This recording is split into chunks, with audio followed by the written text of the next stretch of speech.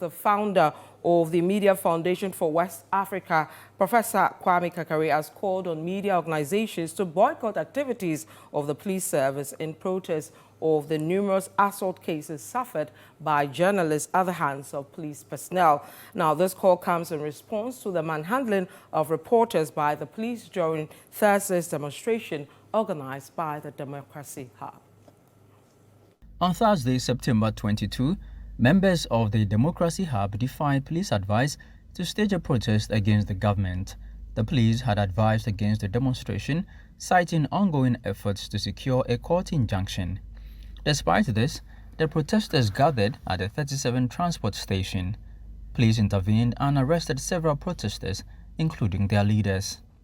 Throughout the day, additional arrests were made, including journalists from Metro TV who were covering the protest. Allegations of assault against the journalist have been made. Following the police's handling of these events, the Media Foundation for West Africa has strongly condemned the actions of the police and has urged the media to boycott their activities.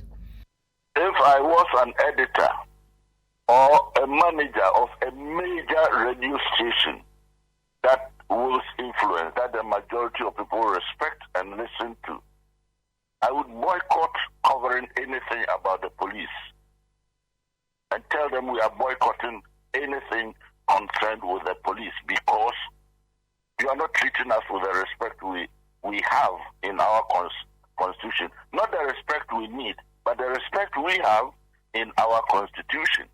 This is what I would advise media organizations that are respectful, respectable, and also that are serving the people in ways that the media must serve. This is what I would do. I would go to this extent of boycotting, covering anything the police in this country do. Meanwhile, the National Peace Council has called on all parties involved to exercise restraint and respect rule of law.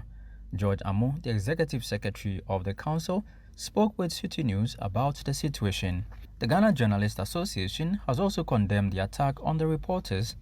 In a statement, the association has demanded that the police take responsibility for their actions and issue an apology. So there is a Public Order Act. I think we are all aware about that. So you can also not exercise your right outside the regulations that we have given to ourselves.